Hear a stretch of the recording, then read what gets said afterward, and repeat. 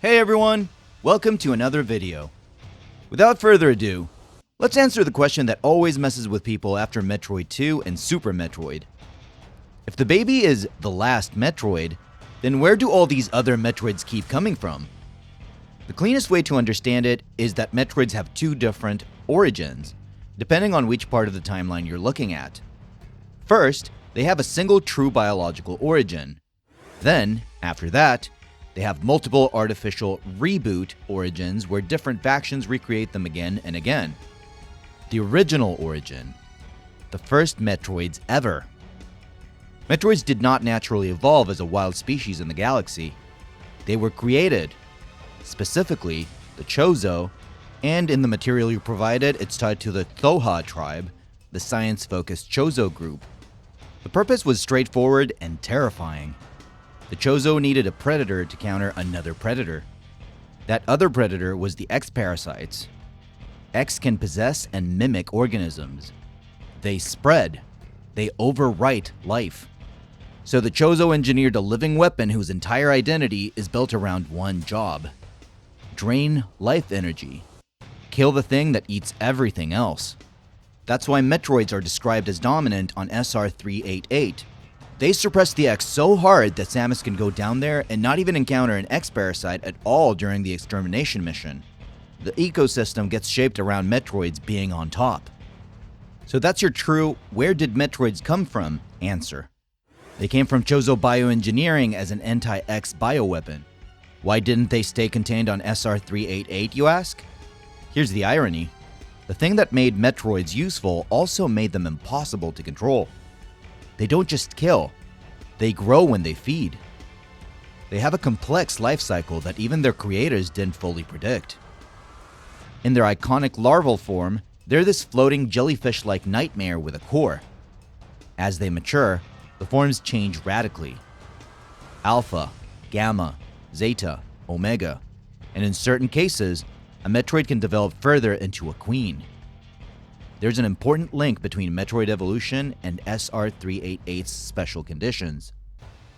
People in the discussion point at SR388's atmosphere. Others point to Aeon energy, with the idea that Aeon is what actually triggers the evolution sequence. Either way, the shared point is this. SR388 produces conditions that push Metroids forward through their stages. And once Metroids started rapidly evolving into uncontrollable predators, the Chozo sealed them away deep on SR388.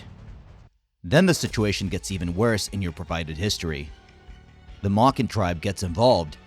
Ravenbeak wants control, the Thoha are massacred, and only a Thoha scientist is spared because the Makin still needs someone capable of controlling Metroids. So the original Metroids are a controlled creation that became a containment disaster. How the last Metroid can be true and still not stay true when the Federation decides Metroids are too dangerous to exist. They attempt eradication. 2 squads fail. Then Samus is sent. In Metroid 2, Samus kills the Metroids across their entire known life cycle, kills the queen, and at the end finds an egg that hatches into the baby. The baby imprints on her, so she takes it off-world. At that moment, the baby is the last Metroid is very accurate in a very specific sense. It is the last known naturally existing Metroid population from SR388, not the last Metroid concept that can ever be recreated again. Not the last Metroid DNA that will ever exist again. Just the last surviving Metroid from the eradication of SR388's known stock. And that difference is the entire answer to your paradox. Because once any group gets Metroid DNA, Metroids become reproducible in multiple ways. Method 1. Beta rays. Metroids can self-duplicate. This is the most classic, old-school explanation. Multiple comments in the discussion point to it, and they cite instruction manuals across early titles saying the exact same thing. Exposure to beta rays causes Metroids to multiply. Not they lay eggs. Not they need a queen. They can reproduce asexually through duplication when irradiated. I mean, that matters because it means you don't need a breeding population. You need a single specimen and the right conditions. So, if the Space Pirates steal the baby, or stole any Metroid at any point earlier in the timeline, it's not hard to see how they can turn one Metroid into many Metroids quickly. Also, notice how this links to the baby's growth in Super Metroid. One comment argues the baby grew huge because of beta ray exposure. Another argues the baby's size indicates larval queen status. Either way, the discussion circles the same core point. Radiation and lab manipulation can produce abnormal Metroid growth and replication. So beta rays answer the "how do Metroids suddenly exist in numbers" question, even if you started with just one. Method 2. Cloning and genetic engineering. The pirates brute forced it. The second big method is cloning. In Super Metroid, you find evidence the space pirates were running Metroid research operations on Zebes. And in the discussion, people point to the lab sequence as basically the story clue. The pirates are trying to build an army of Metroids, but not all attempts are equal. This is where Metroids come in. In your discussion, they're repeatedly described as failed clones or imperfect recreations. Some commenters argue they're not clones, but attempts to genetically engineer Metroids from scratch. Another commenter pushes back and says they are clones. The practical takeaway is the same. Early pirate attempts produce weaker, flawed versions. Later attempts produce true clones. So when you run into Metroids in Meridia, those can represent the "we're not there yet" stage of the pirate program. Then by Turian, they've got real results. This also explains why the statement, "the baby is the last Metroid," doesn't prevent Super Metroid from having multiple Metroids in-game. Because the baby being last is exactly why it gets stolen. Its DNA is the seed stalk. Once stolen, it's no longer one Metroid, it's a template.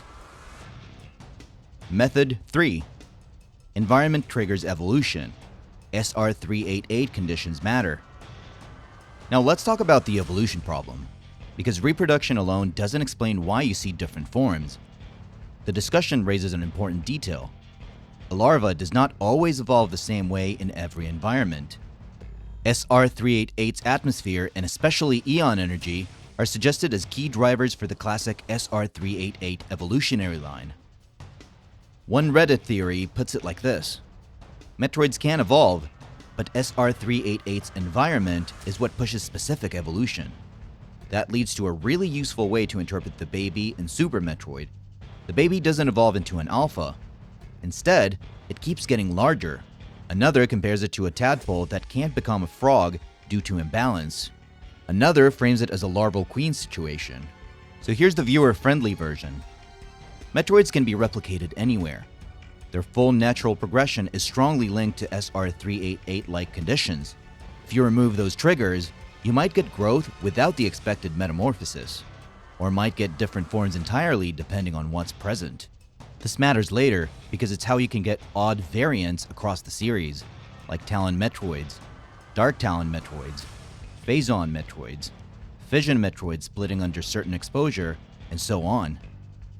Once Metroids leave SR388, they don't stop being Metroids, they just stop being predictable. Method 4. The Federation recreates them from Samus herself. Now we hit the part that really answers your question for the post-Super era.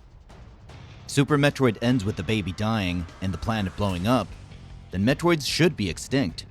And yet later stories still involve Metroid programs. Your provided material explains the bridge.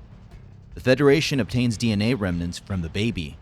Specifically, it's framed as fragments from the baby's DNA recovered from Samus's suit after Zebes.